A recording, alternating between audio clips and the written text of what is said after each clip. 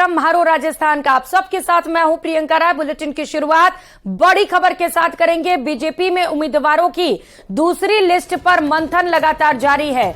JP Nadda के घर पर राजस्थान कोर ग्रुप की बैठक हुई, जिसमें केंद्रीय गृह मंत्री अमित शाह ने भी शिरकत की। लेकिन ऐसे कयास लगाए जा रहे हैं कि शाम 6 बजे सीईसी की बैठक के बाद उम्मीदवारों की दूसरी लिस्ट फाइनल कर दी जाएगी, जिसमें 100 उम्मीदवारों के नाम शामिल हो सकते हैं। इस वक्त की बड़ी खबर बीजेपी की दूसरी लिस्ट से जुड़ी आपको बता रहे हैं, जहां पर कयास लगाए जा रहे हैं कि दूसरी लिस्ट में तकरीबन 100 नामों पर मुहर लग सकती है। कुछ विधायकों के टिकट काटे भी जा सकते हैं, तो कुछ विधायकों को दोबारा से टिकट भी मिल सकते हैं। कुछ विधायक जो उम्र दराज हो गए हैं उनके टिकट कट सकते हैं, तो साथ ही साथ कुछ नए चेहरों पर भी पार्टी दाव लगा सकती है। युवाओं के साथ साथ महिलाओं पर भी फोकस रहने वाला है। सीईसी के बाद तस्वीरें साफ हो जाएंगी।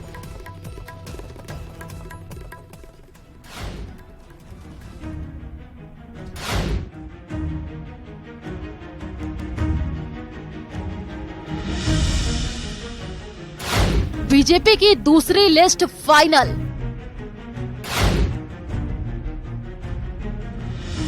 जारी हो सकती है किसी भी पल। 9 अक्टूबर को 41 उम्मीदवारों की पहली सूची के साथ ही पार्टी में टिकटों को लेकर असंतोष हुआ, जिसके बाद बीजेपी के लिए उम्मीदवारों की दूसरी सूची जारी करना किसी चैलेंज से कम नहीं है। पार्टी के भीतर और बाहर जमकर मंथन हो रहा है, ताकि कुनबे में फिर से कलह ना हो। ऐसे में दिल्ली में जेपी नड्डा के घर राजस्थान बीजेपी कोर ग्रुप की बैठक हुई, जिसमें केंद्रीय मंत्री अमित शाह भी शामिल हुए। सूत्रों की माने तो दूसरी लिस्ट में जिन 100 उम्मीदवारों को बीजेपी टिकट देने वाली है, उनके नाम करीब करीब फाइनल हो चुके हैं। लेकिन आखिर फैसला सीईसी की बैठक में ही होगा।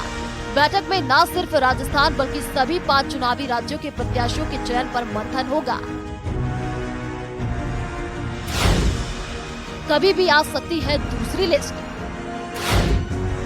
बोल्ड स्टेप लेंगे या बचेंगे?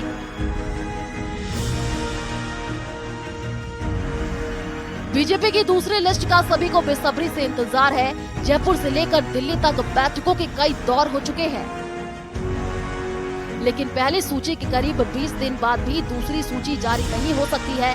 हालांकि जानकार मान रहे हैं कि जिस तरीके से पहली लिस्ट में 7 सांसदों को टिकट दिया गया और पार्टी के भीतर बवाल मचा, उसे देखते हुए पार्टी बोल्ड स्टेप लेने से बच सकती है। हालांकि तस्वीर लिस्ट आने के बाद ही साफ हो पाएगी। हालांकि इस बीच टिकट की हसरत नेताओं का जमावड़ा दिल्ली में लगा है, लेकिन सूत्रों की माने तो ज्यादातर मौजूदा विधायक की टिकट पक्की, जबकि करीब 1 दर्जन ऐसे विधायक हैं जिनकी टिकट कट सकती है। हालांकि अभी उन सीटों को होल्ड कर दिया गया है। अब सवाल ये कि उनके टिकट कटने का आधार क्या होगा। नाकारा, उम्रदाज और बागी तेवर वाले विधायकों को बाहर का रास्ता दिखाया जा सकता है। पार्टी के खिलाफ बयानबाजी करने और निष्क्रिय रहने वालों का टिकट कट सकता है। लेकिन आखिरी फैसला शाम को दिल्ली में होने वाली सीईसी की बैठक के बाद ही होगा। अब ये देखना भी दिलचस्प होगा कि बीजेपी अपनी दूसरी लिस्ट कांग्रेस की पहली लिस्ट से पहले जारी करती है, या फिर मंथन का दौर अभी भी जारी रहेगा। Bureau report, news 18 Rajasthan. रुक करेंगे एक और बड़ी खबर का। जयपुर से बड़ी खबर है। आचार संहिता में शिलान्यास मामले को लेकर आपको अपडेट बताते चले। मंत्री महेश जोशी को नोटिस थमा दिया गया है। गढ़ गणेश मंदिर रोपवे का शिलान्यास किया गया था। हवा महल विधानसभा की रिटर्निंग अधिकारी देविका तोमर ने मंत्री को नोटिस थमाया है। शिलान्यास स्थल के पास पहुंचने का नोटिस में हवाला दिया गया।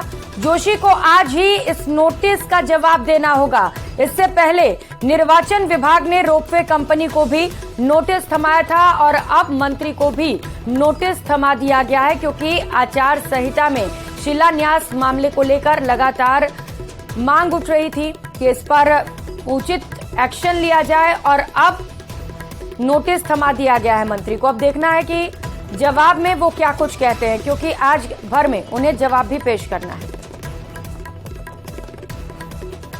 तो बताते चले कि आचार संहिता के दौरान जब सभी शिलान्यास कार्यक्रमों पर रोक लगा दी जाती है, उस दौरान मंत्री एक स्थल पर मौजूद रहे जहां पर शिलान्यास कार्यक्रम था और इसी को लेकर मंत्री महेश जोशी को नोटिस थमा दिया गया है। आचार संहिता के दौरान शिलान्यास का ये पूरा मामला है। गढ़ गणेश मंदिर रोपवे में शिलान्यास किया गया था। हवा महल विधानसभा की रिटर्निंग अधिकारी देविका तोमर ने मंत्री महेश जोशी को नोटिस थमाया है और इस पर जवाब पेश करने को कहा गया है। आज ही मंत्री महेश जोशी को नोटिस पर जवाब पेश करना होगा। आपको बताते चले कि इससे पहले निर्वाचन विभाग ने रोपवे के कंपनी को भी नोटिस थमाया था और कंपनी से भी जवाब मांगा गया था। तो तस्वीरें भी उस दौरान की आपको दिखा रहे हैं जब शिलान्यास कार्यक्रम रखा गया और उस दौरान मंत्री महेश जोशी वहां पर पहुंचे हुए थे और इसी को लेकर उन्हें नोटिस पकड़ाया गया। सबसे पहले तस्वीरें न्यूज 18 राजस्थान पर आपको दिखा रहे हैं। मंत्री महेश जोशी के शिलान्यास कार्यक्रम से जुड़ा ये पूरा मामला है। आचार संहिता में शिलान्यास किया गया। सहयोगी रोशन हमारे साथ जुड़ चुके हैं। रोशन, मंत्री महेश जोशी को नोटिस थमाया गया है, आज भर में जवाब पेश करना है उन्हें, क्या तैयारियां उनकी ओर से? देखिए, बिल्कुल मंत्री जो महेश जोशी हैं, कल जो गढ़ गणेश मंदिर के रोपवे के शिलान्यास कार्यक्रम में वहां पर पहुंचे थे और उनका विरोध हुआ।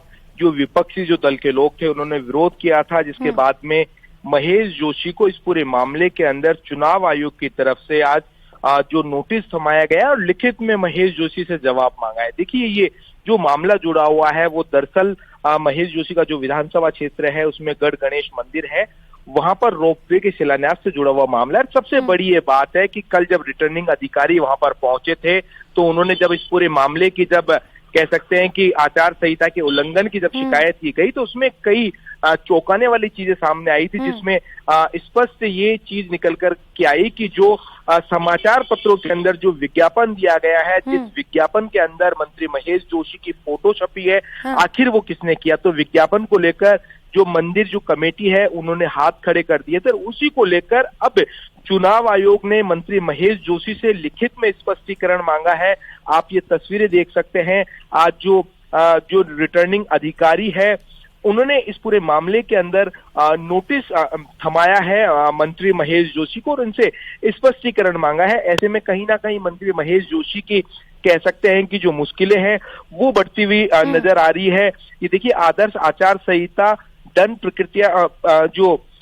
प्रक्रिया संहिता की धारा 144 के तहत ये नोटिस दिया गया है। ऐसे में मंत्री महेश जोशी से इस पूरे मामले को लेकर स्पष्टीकरण मांगा है।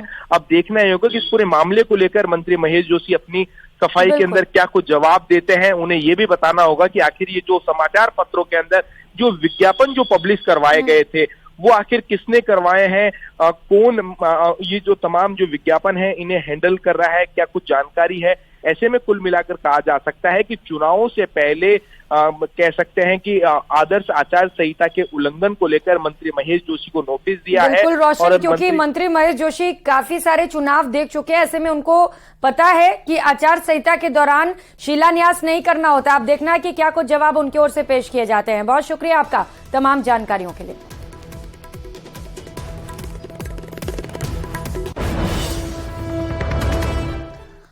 और रुक लेते एक और बड़ी खबर का। जयपुर से बड़ी खबर है। कांग्रेस की घोषणा पत्र में 4 वर्गों पर विशेष नजर है। ये वर्ग हैं किसान वर्ग, युवा वर्ग और महिला और कर्मचारियों पर भी कांग्रेस की निगाहें हैं। मैनिफेस्टो में कई बड़ी घोषणाएं कांग्रेस की ओर से की जानी है।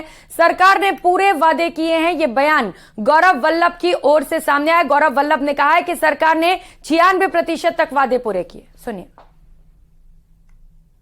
मैनिफेस्टो कमेटी की बैठक हुई है, डॉक्टर सीपी जोशी ने इसकी अध्यक्षता करी है और खास तौर से इस बैठक में भाग लेने के लिए गौरव वल्लभ भी आए दिल्ली से, जो राजस्थान में काफी काम देख रहे कांग्रेस का। इस वक्त किस तरह से कांग्रेस का घोषणा पत्र तैयार हो, इसको लेकर के रोज मंथन हो रहा है। गौरव वल्लभ जी, आज की जो बैठक हुई उसमें क्या चीजें तय हुई हैं, क्या संकल्प पत्र बनेगा आपका और किस तरह से आप डिस्कशन कर रहे हैं?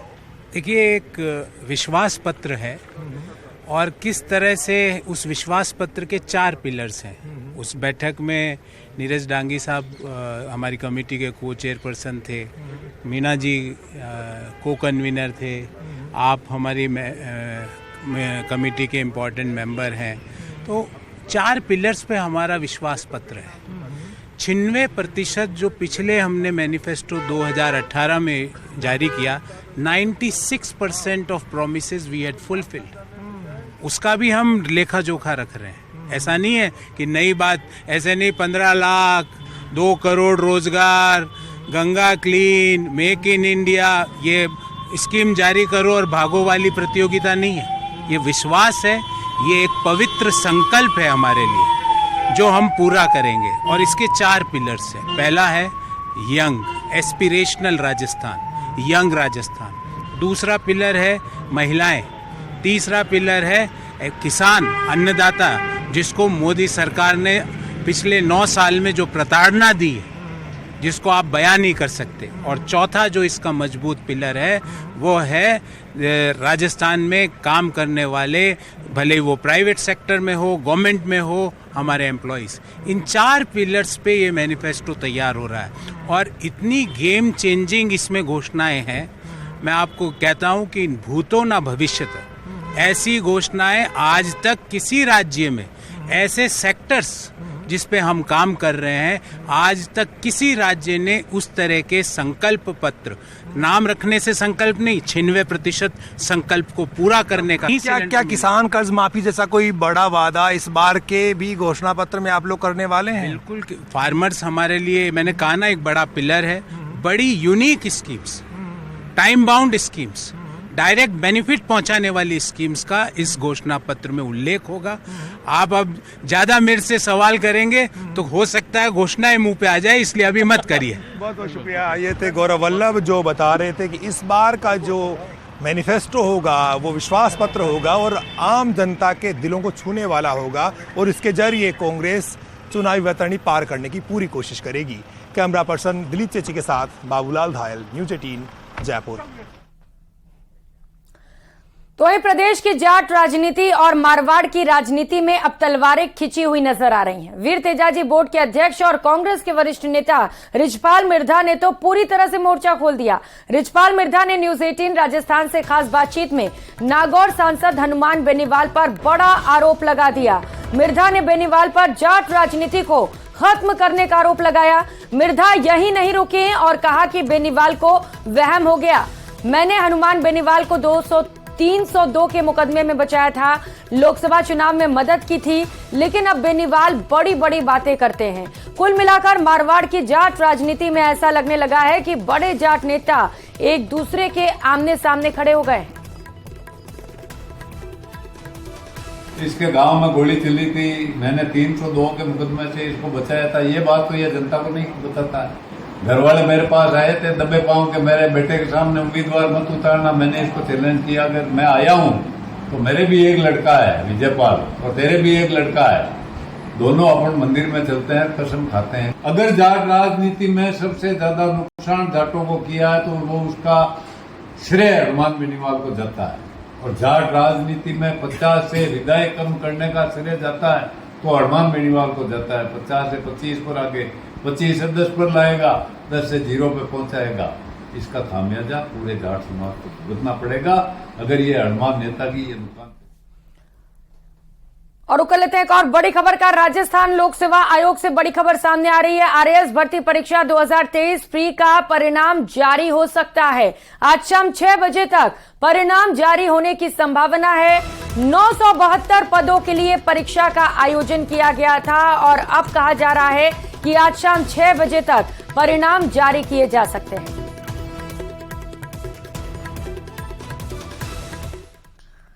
और तो वहीं डूंगरपुर में 5 एनआरआई से लूट की सूचना मिल रही है। युवकों से चेकिंग के बहाने लूट की गई है। 250 ग्राम सोना और 3.5 लाख रुपए की कैश लूट ली गई।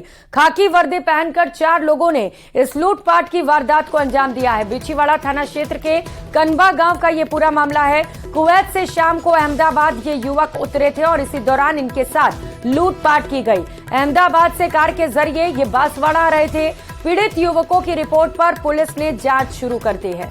तो पुलिस के वेश में लुटेरे पहुंचे और युवकों से चेकिंग के बहाने लाखों रुपए की लूटपाट की गई। कुल 5 एनआरआई बताए जा रहे हैं जिनके साथ लूटपाट की घटना को अंजाम दिया गया है। अब इन युवकों ने थाने में शिकायत दर्ज करा दी है और पुलिस लुटेरों की तलाश में जुट गई है। तो अब आपको सावधान रहना है खाकी वर्दी से भी, क्योंकि अब जो लुटेरे हैं वो खाकी वर्दी में घूम रहे हैं। पुलिस का वेश धारण किए लुटेरे लोगों को लूट रहे हैं। ऐसे में आप सभी को भी सतर्क रहने की जरूरत है। तो डूंगरपुर से ये बड़ी खबर आपको बता रहे हैं, जहां पर 5 एनआरआई के साथ लूटपाट की गई है। युवकों से चेकिंग के बहाने उन्हें रुकवाया गया। अहमदाबाद से बताया जा रहा है कि एक कार के जरिए बांसवाड़ा जा रहे थे और बीच रास्ते में चेकिंग के बहाने उनकी कार को रोका गया। चेकिंग करने के दौरान उनसे लूटपाट की गई और उसके बाद जो लुटेरे थे वो फरार हो गए। जैसे ही उन्हें लगा कि उनके साथ लूटपाट हो गई है, वो तुरंत थाने पहुंचे और इसे लेकर थाने में शिकायत दर्ज कराई गई। और प्रदेश में चुनाव से पहले बड़ी मात्रा में पुलिस और एनफोर्समेंट एजेंसी ने कार्रवाई की। महज 10 दिन में ही 121 करोड़ की कीमत का सामान जब्त किया गया। इस मामले में भारत निर्वाचन आयोग के मुख्य निर्वाचन आयुक्त ने राजस्थान की इस मामले में तारीफ करते हुए पीठ भी थपथपाई और दूसरे राज्यों को भी राजस्थान से सीख लेने की नसीहत दी। राजस्थान में की गई कार्रवाई में सबसे आगे जयपुर जिला है। यहां 21 करोड़ से ज्यादा कीमत की कार्रवाई की गई है। इसके बाद उदयपुर, जहां पर 11 करोड़ से ज्यादा की कार्रवाई की गई। बाड़मेर में 9 करोड़ 80 लाख के करीब कार्रवाई हुई है। राजस्थान विधानसभा चुनाव में पिछले चुनाव के दौरान पूरे चुनावी माहौल में 74 दिन की आचार संहिता के दौरान कुल 70 करोड़ का सामान ही सीज किया गया था। तो पिछले साल का रिकॉर्ड टूट चुका है। चुनाव के दौरान राजस्थान अवैध कारोबार का गढ़ बन गया है, या फिर राजस्थान में जो कार्रवाइयां की जा रही हैं उनकी जो एक्शन की गति है वो इतनी तेज है कि इस बार रिकॉर्ड तोड़ काम किया जा रहा है। पिछले चुनाव की अगर बात करें तो पूरे चुनाव के दौरान 65 दिन में महज 70 करोड़ का जो अवैध सामान था वो जब्त किया गया था। इस बार महज 10 दिन में ही 121 करोड़ से ज्यादा की कार्रवाइयां कर दी गई हैं, जिनके अंदर न सिर्फ नशा है शराब जैसा, बल्कि ड्रग्स है, नकदी है, सोना चांदी भी जब्त किया गया है। राजस्थान में फिलहाल निर्वाचन विभाग लगातार सभी एनफोर्समेंट एजेंसी से जो डेली रिपोर्ट है वो ले रहा है। राजस्थान में स्टेट की पुलिस से लेकर के जो एक्सरसाइज है, नारकोटिक्स है, इनकम टैक्स है, सब मिलकर के कार्रवाई कर रहे हैं। आप सोचिए कि महज 10 दिन में जब ये आंकड़ा 121 करोड़ पर पहुंच गया है तो चुनाव पूरा होने तक यह आंकड़ा कहां तक जाएगा। उम्मीद की जानी चाहिए कि चुनाव आयोग की इस पहल के बाद में राजस्थान में जो चुनाव है पूरी तरह से निष्पक्ष हो और किसी भी तरह के प्रभाव से, असर से बाहर हो। अरबाज अहमद, न्यूज़ 18 के लिए जयपुर से। तो वहीं बाड़मेर शहर के सदर थाना क्षेत्र में महिला की अपने जेठ से कहासुनी हुई। मामले कहासुनी के बाद जेठ के साथ मारपीट की गई और जेठ की मौत हो गई। जानकारी के अनुसार मृतक मलाराम की पत्नी की मौत 2 साल पहले हो गई थी और कुछ समय पहले छोटे भाई की मौत हो गई, जिसके बाद मलाराम और उसके छोटे भाई की पत्नी दोनों लिव इन रिलेशनशिप में एक साथ रह रहे थे। किसी बात को लेकर दोनों में विवाद हुआ और महिला ने उसके साथ मारपीट की, जिससे उसकी मौत हो गई। घटना की जानकारी मिलते ही सदर थाना पुलिस मौके पर पहुंची। पुलिस ने हत्या का मामला दर्ज कर जांच शुरू कर दी है। यहाँ का बाड़मेर का मामला है। रात को सूचना मिली थी कि भाई मल्लाराम करके हैं, उसके साथ मारपीट हुई है। तो अपनी टीम मौके पे पहुंची और उस मल्लाराम को राजकीय चिकित्सालय में लेके आए भर्ती कराने के लिए। डॉक्टर ने चेक किया तो डेथ हो चुकी थी उसकी। उसके आधार पर अपन प्रकरण दर्ज किया अभी 302। तो वहीं खैरथल के खीरगची गांव में एक दलित युवक की चाकू से गोदकर हत्या कर दी गई। घटना के बाद दलित समाज में भारी आक्रोश है। दरअसल गुरुवार शाम को युवक अपने दोस्त के साथ जिम गया था, तभी 3 बाइकों पर 8 से 9 लोगों ने धारदार हथियार से उसके ऊपर हमला कर दिया। हमले में योगेंद्र नाम के युवक की मौत हो गई, वहीं उसका दूसरा दोस्त घायल हो गया। आरोप है कि आरोपियों द्वारा मृतक को जाति सूचक गालियां देते हुए कहा गया कि तू अमित को बचाने आया है, इसीलिए इसका खामियाजा तुझे भुगतना पड़ेगा, और चाकू से उस पर हमला किया गया। देर रात इलाज के दौरान उसकी मौत हो गई। इसके बाद परिजनों ने खैरथल पहुंचकर मुकदमा दर्ज कराया। घटना के बाद से ही आरोपियों की गिरफ्तारी की मांग को लेकर आंदोलन किया जा रहा है। फिलहाल मौके पर कांग्रेस, बीजेपी और दलित समाज के नेता भी पहुंचे हैं। विधायक दीपचंद खेरिया अभी भी लोगों से समझाइश में जुटे हैं। घटनाक्रम है उसके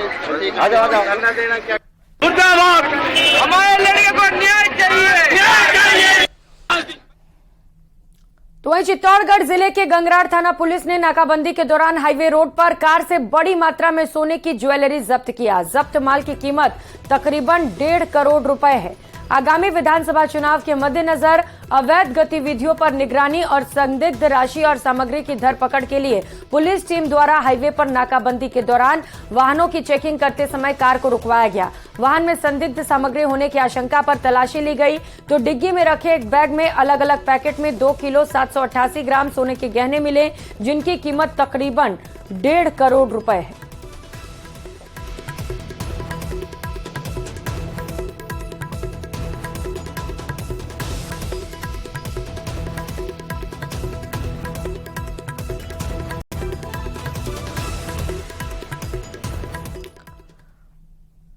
और खबरों में आगे बढ़ते हुए एसीबी के शिकंजे में आए कोटा के अधिशासी अभियंता की काली कमाई लगातार उजागर हो रही है। एसीबी की टीम ने जब आरोपी अजय भार्गव का लॉकर खोला तो टीम के सदस्य भी हैरान रह गए।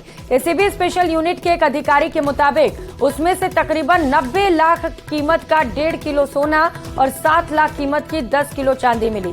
कोटा एसीबी स्पेशल यूनिट के एडिशनल एसपी विजय स्वर्णकार ने बताया है कि आरोपी के लॉकर की तलाशी में 1 किलो 31 ग्राम के गहने, 418 ग्राम के सिक्के, सिल्ली बिस्किट भी मिले हैं, तो वहीं 3 किलो के तकरीबन चांदी के जेवर भी मिले हैं। बता दें कि इससे पहले एसीबी ने 1 सप्ताह पहले आरोपी के महावीर नगर के घर की तलाशी ली थी। तलाशी में घर से 48 लाख नकदी मिली थी, जिसे अलमारी पूजा घर के आसपास छिपा कर रखा गया था। पहली मंजिल में रखे फ्रिज में 10 लाख रुपए, पूजा घर के पास कलश मिले थे और उसमें 13 लाख रुपए मिले थे और इसके अलावा घर से 50 किलो चांदी भी मिली थी, जिनमें सिक्के, सिल्लियां और जेवरात भी थे। आरोपी के परिवार के नाम शहर में 7 से 8 हॉस्टल और प्रॉपर्टी के दस्तावेज भी मिले। बता दें कि घुसखोर इंजीनियर का पर्दाफाश तब हुआ जब उसने मनरेगा में स्वीकृति निकालने के लिए सामग्री मद की राशि का 2% रिश्वत के रूप में डिमांड किया। शिकायत के बाद एसीबी की टीम ने डूंगरपुर सर्किट हाउस में 45,000 की रिश्वत लेते अजय भार्गव को ट्रैप किया था। अजय भार्गव के मकान की तलाशी हमने ली थी। उसमें मोटे तौर पे प्रॉपर्टी के दस्तावेज मिले हैं। करीब 7 से 8 हॉस्टल्स इनके स्वयं के नाम के या इनके परिजनों के या जॉइंट में हैं। वो स्टूडेंट्स कोचिंग के लिए जो हॉस्टल है राजीव गांधी नगर में, वो बनवा रखे हैं, उनके कागजात मिले हैं। निवेश के कुछ कागजात मिले हैं और चांदी जो सिल्वर उसमें बरामद की है वो करीब 50 किलो चांदी है। गोल्ड जो ज्वेलरी और प्लस सॉलिड गोल्ड के रूप में जो स्वर्ण मिला है, जो गोल्ड मिला है, वो 535 ग्राम है। इसके अलावा उनके घर की जब तलाशी ली तो उनकी अलमीरा में दूसरे रूम में जो दीवान है उसको खोल के देखा तो वहाँ पर भी पैकेट्स के रूप में जो कैश मिला है भारी मात्रा में। इस बुलेटिन में फिलहाल इतना ही। खबरों का सिलसिला लगातार जारी है, आप बने रहिए हमारे साथ। नमस्कार।